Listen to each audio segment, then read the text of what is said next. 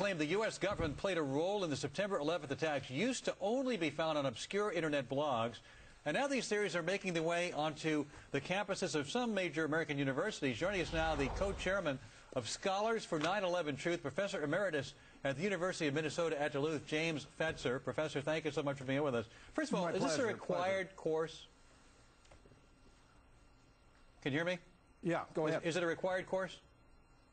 Well, you got your facts foxed, I'm sorry to say. In fact, I created an organization of faculty and experts to study 9/11, not to teach in courses. Right. But I must tell you what we have discovered. Well, I just want to be clear, because certainly qualify as material for an important course. So you're saying you're not teaching this? Teaching. I want to be clear here. You're not teaching a course in this? No, you're confused, and I hope that Fox usually does a better job on their research than this. All right, so but I created an organization of faculty and scholars to study 9/11. All right, I want to be clear on this. We've discovered that practically everything the government has told us about it is false. Yeah, I want to get into that in a moment. I just want to be clear. So as far as you know, there is no course on 9/11 conspiracy theories being taught at your university or any place else that you know of?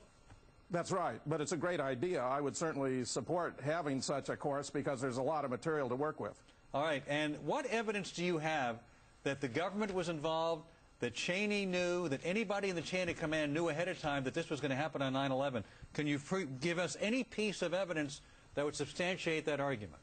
Absolutely. For example, Norman Mineta testified to the 9/11 Commission that he observed Dick Cheney in an underground bunker when a young aide came up to him and repeatedly told him, "Sir, it's 50 miles out. Sir, it's 30 miles. Sir, it's 10 miles out. Sir, do the orders still stand?" Cheney turned around, jumped on him, nearly bit off his head and said, "Of course the orders still stand. Have you heard anything different?" The order had to be to not shoot down the plane that was approaching the Pentagon. After all, the order should have been to shoot it down. Shooting it down would be the obvious thing to do when you consider that you're going to lose the passengers in the plane if you shoot it down, but if you don't, you're going to use the passengers in the plane and also, of course, all the personnel and property at the target. Hey, Prof, let me ask you, I want to go back to something in the exchange that you and Alan just had a moment ago. In fairness to our producers, when they talked to you earlier, you said that courses are being taught in which these conspiracy theories are advanced to the students. Am I correct?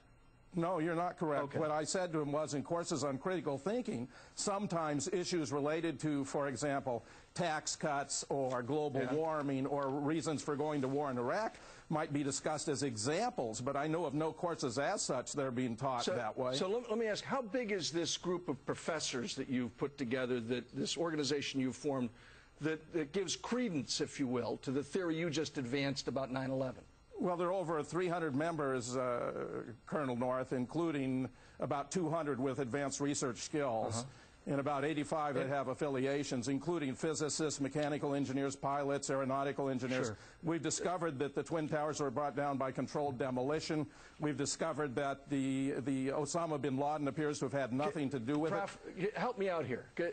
Having been involved in a couple of controversial undertakings over my years in the government service, how many people in the government were part of this conspiracy that you envision? Hundreds, thousands?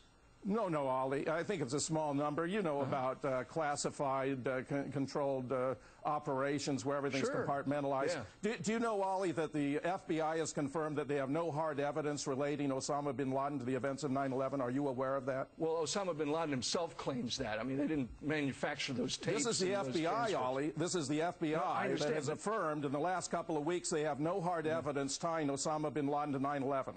And so all of these people that died on 9/11 were, as you're articulating, died as a consequence of what our government did. We're trying to find out exactly what happened. Our government has a considerable reputation for telling things that are not true. All right, Ollie. Professor, we thank you very much for coming on tonight.